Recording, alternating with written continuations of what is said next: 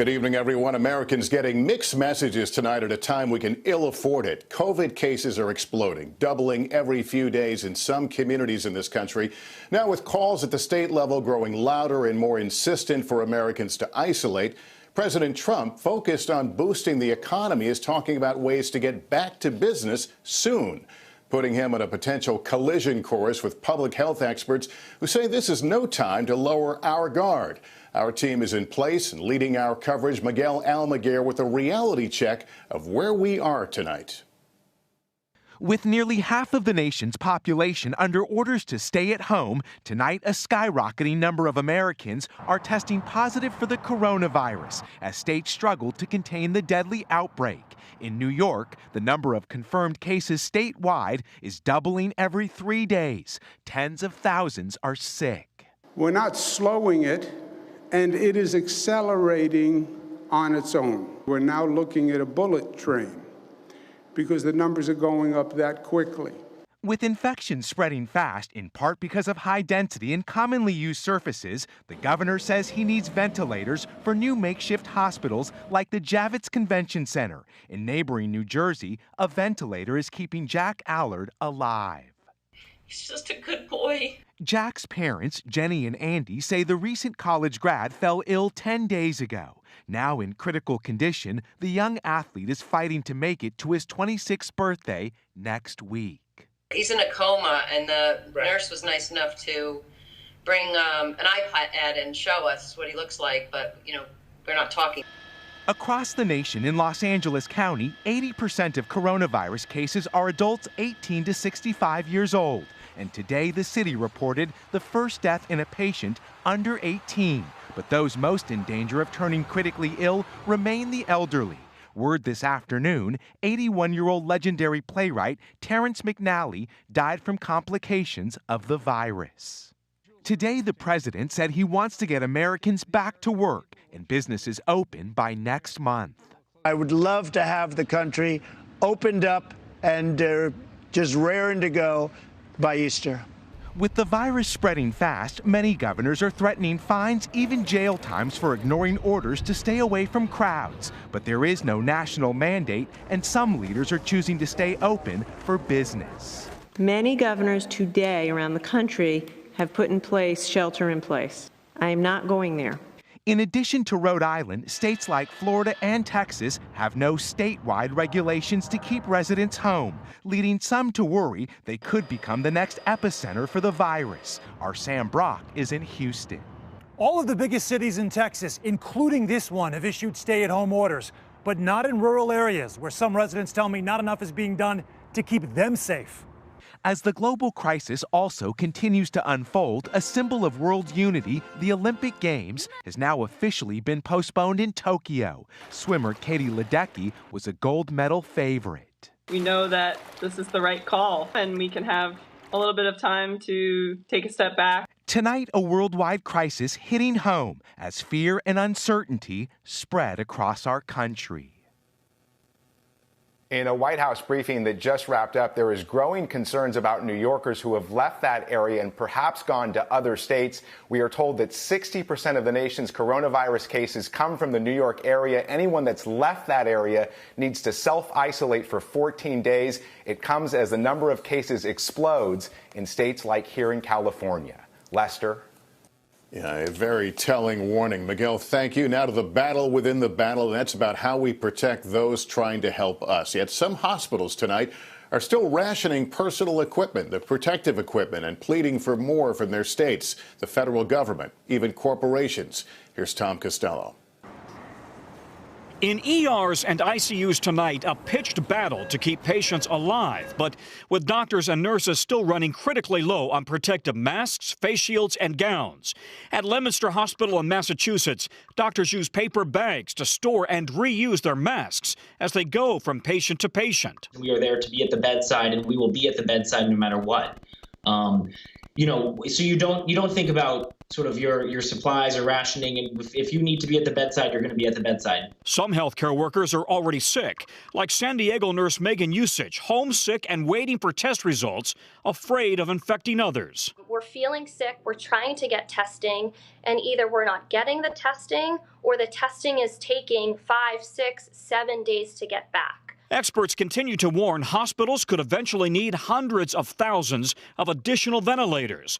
A frustrated New York governor lashed out at the White House. Where are the ventilators? Where are the gowns? Where's the PPEs? Where are the masks? Where are they? But the vice president insists help is coming. Earlier today, 2,000 ventilators were shipped directly to New York. New York is truly the epicenter of the coronavirus now in our country. 2,000 more will be arriving tomorrow. Governor Cuomo says he's bought as much protective gear worldwide as he can, but probably only enough for a few weeks. Meanwhile, companies big and small are stepping in. Ford says it will produce 100,000 face shields. It's working with 3M to ramp up production of respirator masks and with GE to expand production of a simplified ventilator. GM and Tesla also promising to make ventilators, though experts caution it's a complicated process that takes time. In upstate New York, a small creative studio is also using its 3D printers to turn out face shields for hospital staff. We can hear the urgency in their voice, and we feel that urgency. We're working as quickly as we can to get anything into their hands as possible. Meanwhile, the pandemic is affecting lives beyond the ICU. Emily and Billy Shear are expecting a baby girl any day, but their hospital, like many in pandemic hot zones, is not allowing spouses in the delivery room. I'm nervous at the prospect of what happens when something goes wrong, and sad about the idea that he just won't get to be there at the birth of our second daughter.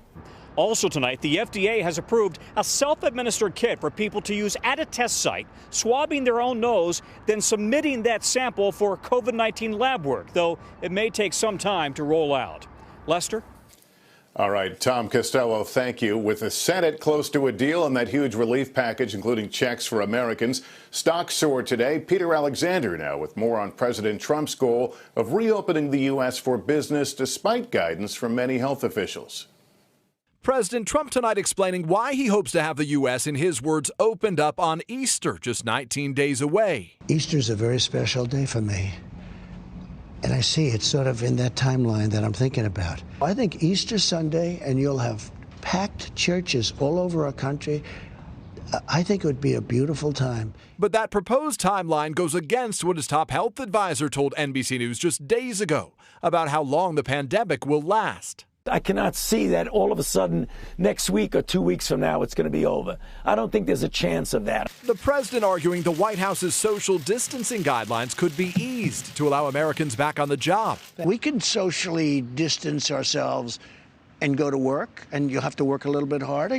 And that the economy cannot wait. You can destroy a country this way by closing it down. You're going to lose more people by putting a country into a massive recession or depression. You're going to lose people. You're going to have suicides by the thousands. Top Democrats warning the president not to loosen restrictions too soon. What the president is suggesting is really a formula for more uncertainty, more infections, and more harm to the economy. Whatever the president decides, Americans are still subject to restrictions set by governors and mayors, including shelter-in-place orders and school closures. All of it as the Senate nears a deal for that $2 trillion emergency relief package. The bill's expected to greenlight checks to most Americans, about $1,200 per person, $3,400 for a family of 4, and 4 months' salary for workers who are furloughed. As for that Easter timeline, late tonight, Dr. Fauci weighed in, saying he has spoken with the president and that date is, quote, very flexible, that they will need to evaluate its feasibility first. Lester? All right, Peter Alexander, thank you. And for now, the pain is only getting worse for American businesses and their workers as those job losses grow. Here's Jolene Kent. Tonight, across the country, businesses large and small shedding jobs as the impact of coronavirus deepens. Major airlines grappling with the possibility of cutting even more domestic flights as so many take off nearly empty. Florida now mandating that anyone flying from New York, New Jersey, or Connecticut must self-quarantine for 14 days upon arrival. The airlines worry that other states may follow Florida's lead. In picturesque Hudson, Wisconsin, stores are closing their doors to adhere to the governor's new Safer at Home order, going into effect tomorrow morning. Art gallery owner Ruth Masenko has run her shop for nearly 20 years. Yes, we can last, but how long, I don't know.